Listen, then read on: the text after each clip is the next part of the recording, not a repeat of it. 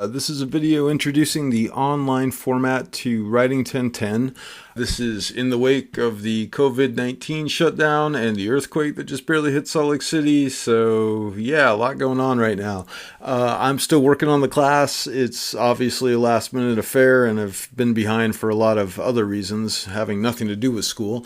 And I'm trying to get this developed like as we speak. So this video is a quick introduction to the upcoming format. I'm going to be making a lot of these little videos. I will try to keep them short. I don't want to clog up your lives with like 40-minute videos. I'll usually try to keep these like within 10 minutes, maybe for a longer one, 15.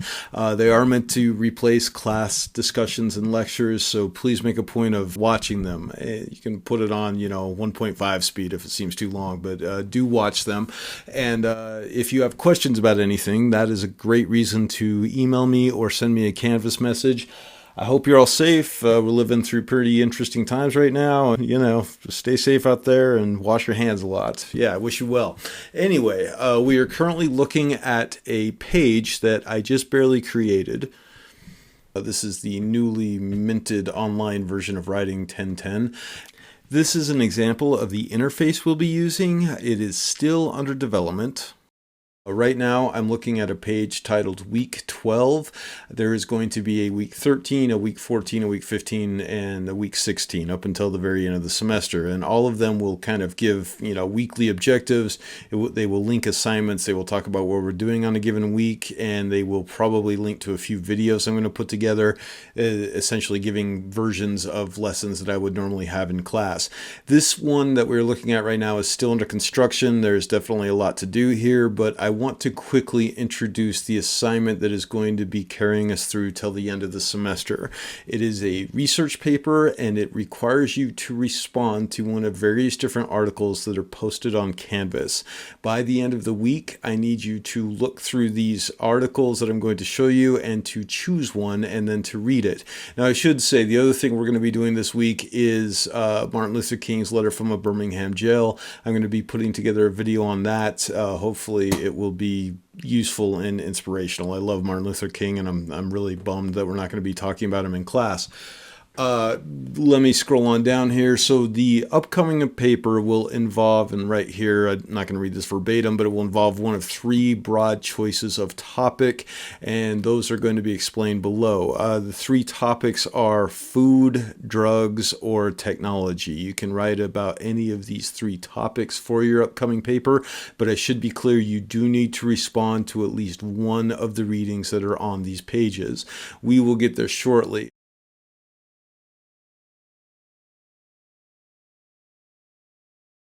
Are going to be making an argument with the final paper.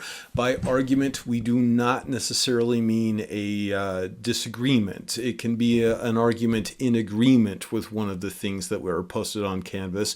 I'd like to point out the way that we use the term argument in academia. So rhetoric is the science of argumentation, and we mentioned it earlier in the semester, but you're actually in a class sponsored by the Department of Writing and Rhetoric Studies.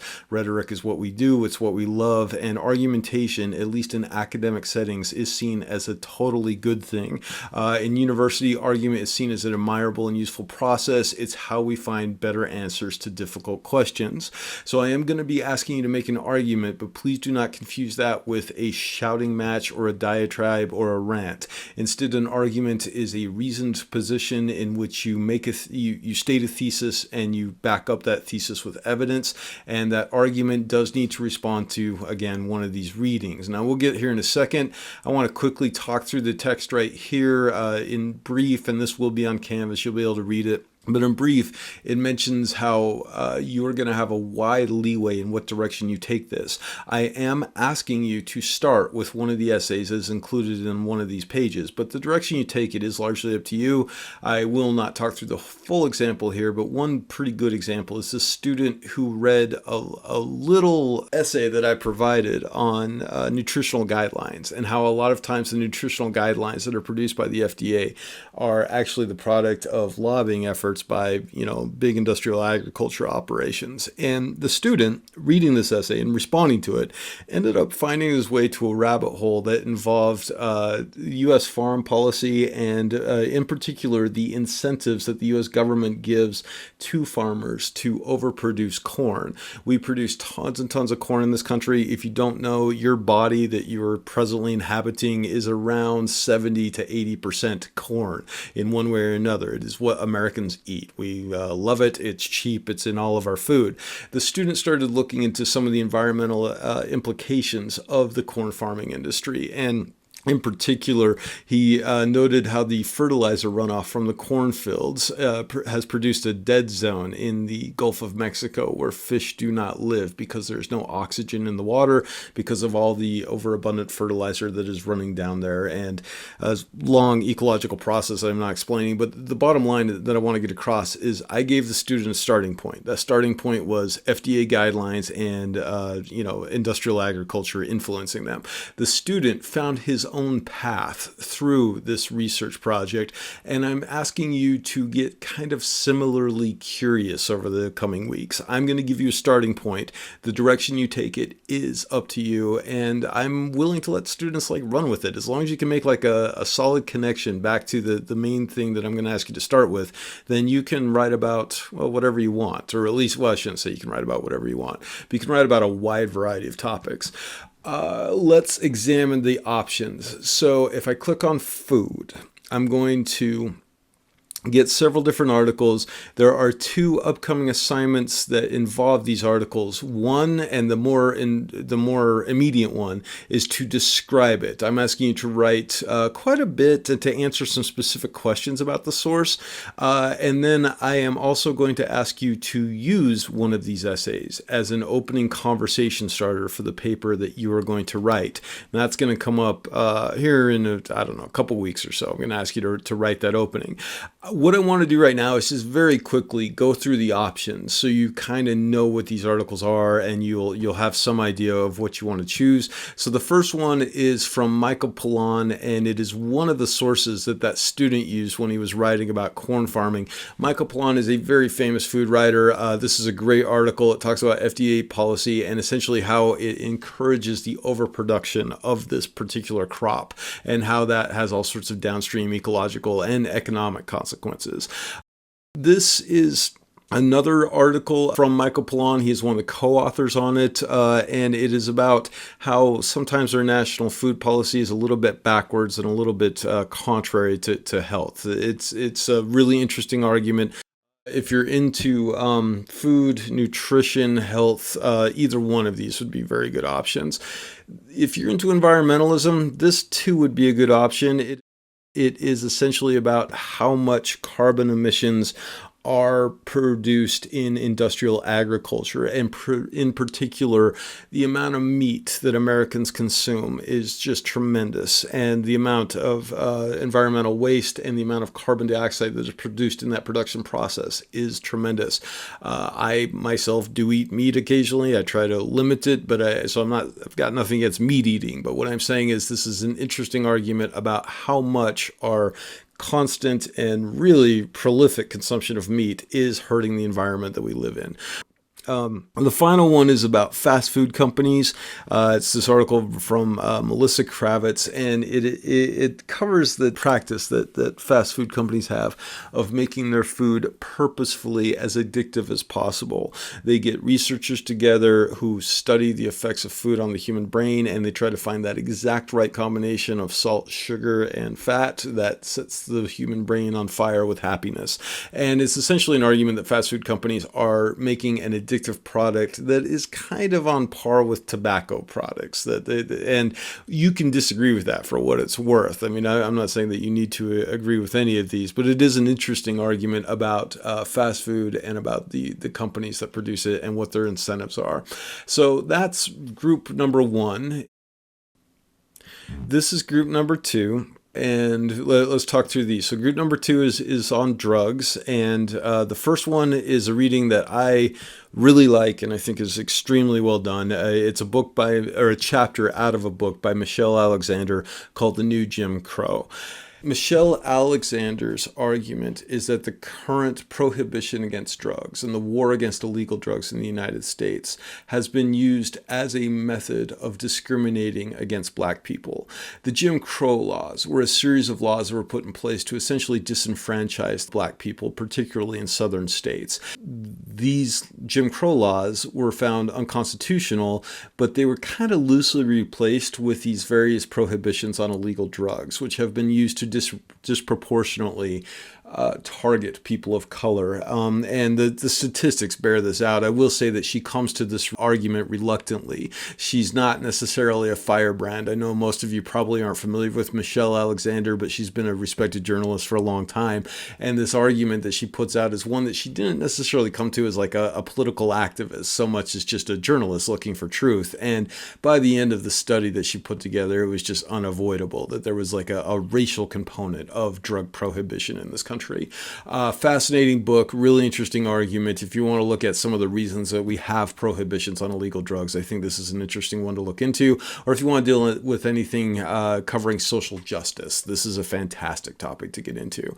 Next one is really similar, but from a kind of the opposite perspective. It's by a writer named Jonathan Blanks. He is a libertarian working for a libertarian think tank, and I won't bore you with the details of what libertarianism is, but let's just say he has a radically different view of politics than Michelle Alexander, but he comes to many of the exact same conclusions about prohibitions against drugs. These are kind of meant to be complementary readings. They cover similar ground, and if you're writing about either of these, I would say you should probably read both. Next one is a podcast by a doctor and health expert named Abdul El Said, and it's called Pharmageddon. It is a fantastic podcast. I have learned a lot from listening to it. The one episode that is posted here has to do directly with prescription drug prices, and it details how certain prescription drug companies will end up buying the patents for a drug and then jacking up the price to a point where consumers cannot afford it. And they're doing this often with drugs that were funded through public research dollars. It's a really unjust and kind of insidious practice. And if you want to get into anything involving like current prices on prescription drugs or on medicine in general, I think it's a really interesting one to look into.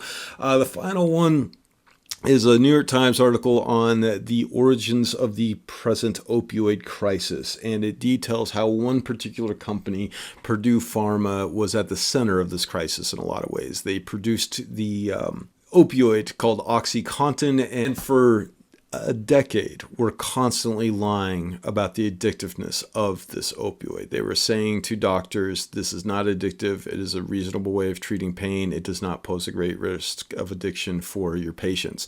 And so a lot of doctors believed the prescription drug companies and prescribed these things to patients who then ended up developing dependency issues. So those are the readings on drugs. I think they're all really interesting. Let's look at the third option, which is technology.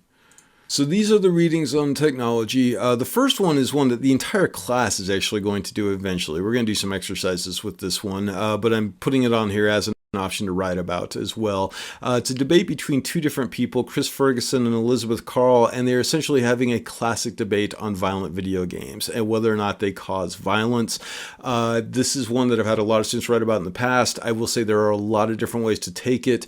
On the initial page that I was looking at on the beginning, I talk about a student who took this debate about violent video games and turned it into an argument about U.S. gun policy and gun violence, which was something that I did not necessarily see coming, but the student handled it very well, and she ended up writing a really solid paper on gun policy in the United States based on this argument. So next one is actually directly about that, and in some ways these are meant to be complementary reads. This one by Scotty Shackford for Reason Magazine is very much dovetailing with the Elizabeth Carl and Chris Ferguson debate about violent video games. Elisa Melendez is also writing about video games, but from a very different perspective. She is a female gamer. She is considers herself a serious gamer. She's playing like games that are, the sorts that you'll find in tournaments and that are taken very seriously. And she writes about the amount of discrimination and sexism and harassment that she has come in for as a female gamer. Now, this is not to say that the entire gaming community is sexist. Please don't misunderstand what I'm saying, what she is saying, but she is pointing to a certain kind of nasty, misogynistic undertone to a lot of the gaming community. If you want to get into the culture of gaming, you can do that.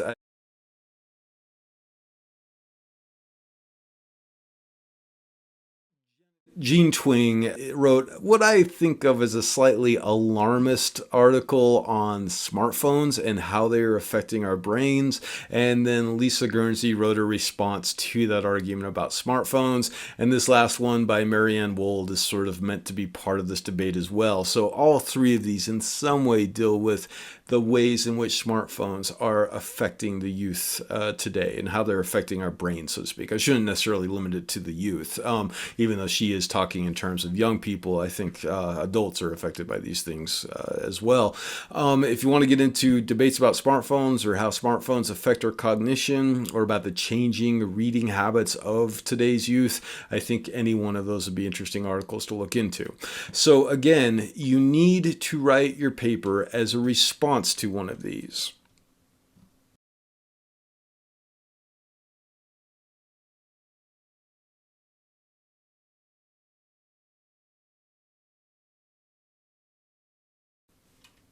Here we are back on week 12, and again, this is in rough draft form. There's going to be a lot more here, but what I'm trying to convey is that the different options here, you have got to pick an article out of one of these and start your research paper as a response to some idea that comes up in one of these articles. Now, to be clear, it does not need to be a direct argument for or against. You can kind of find your own direction and make this into what you want to make it into, but it needs to start here. Like your opening of the paper needs to directly reference one of the essays that is posted here. It is the they say I say model. You're going to start by saying, well, let's like go back into one. So let's say you want to start by reading this Michael Pollan article on FDA policy and corn production, and so your paper would begin by introducing this article on Michael Pollan. Now, at the end of the day, you might end up writing about something very different, like let's say fast food or FDA guidelines or school lunch programs. I could see many different ways of taking this argument, but you need to start by introducing one of these articles. This will be explained on the page in Canvas, and hopefully this video provided some useful content to that page. I should also stress that if anything is confusing about this, you should send me an email and I will try very hard to clear it up. Thanks for watching, and we'll keep in touch.